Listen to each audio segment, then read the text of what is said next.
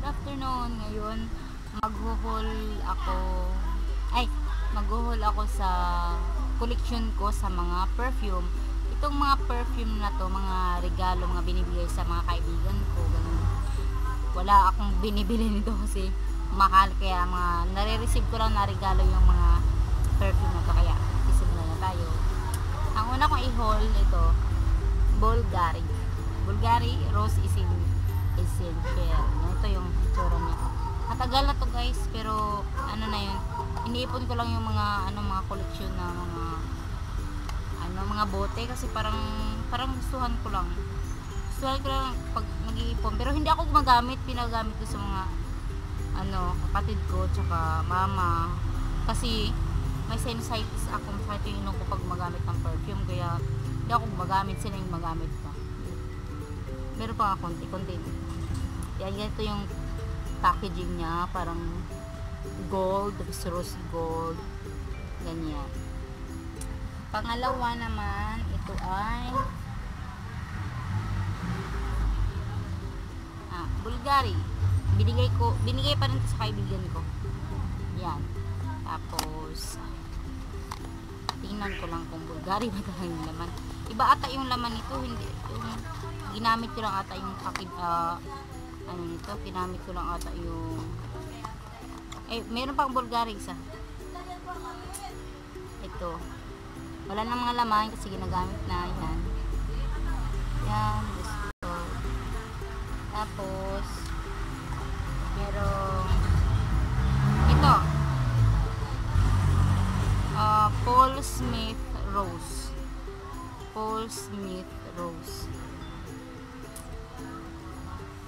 Kita niyo ba guys? Yan siya. Meron pang kunting laman. Tapos pang-apat ay ito. Fragrance Garden white sabon. Japanese, di ko mabasa dito, Japanese to eh. Yan o. Yan. Tapos pang-lima,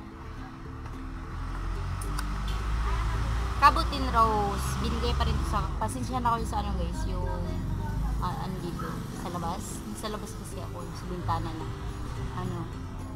malapit sa kalsada. Cabotin Rose. Ganito yun siya. Sa Japan nilagay. Yes. 100 ml.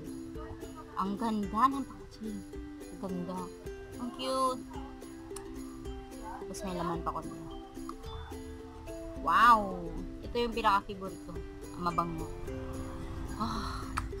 Mild lang yung hamon niya.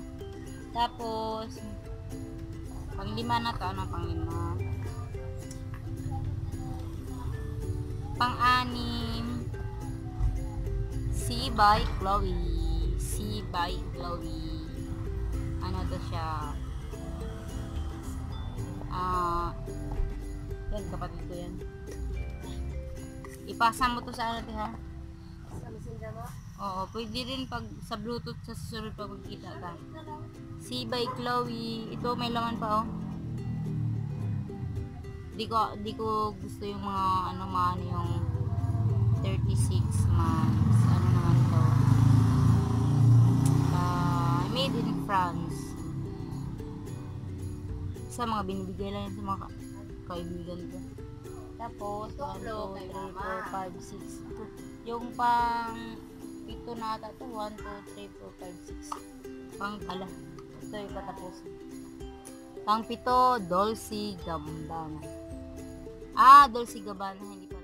Pang pito, dali natin, wala nang memory. Full memory na. Pang pito, Dolce Gabbana. Yan. Binigay lang diyan sa kaibigan ko. Yung sa mga price doon guys, di ko alam yung mga price doon. Ito lang yung nakalagay dito. Tapos, ganito yung packaging niya, parang silver. Binta natin yung carton. Ganyan. Yan may mga laman pa Nagbebenta ata eh. Babango talaga ng Mamaya, mahihilo na ako nito. Baka naman lahat, pilimot mo na natin pabango. Ito, yan. Hindi pa bang matanggal yung laman? Wala na, expired na ito. Tapos, pang-walo. Ayan. Ito pala, meron pa pala. Maliit. Ano ba to? Kasano ano to? Sa Hermes ata pang maliit. Ito na pang Sham, pang last. Chanel. Piki ata to. Made in France. Chanel, Paris, New York. Ano to siya? 100 ml din. Ganito yung packaging, pink. Yan, Chanel. Meron pa talagang laman.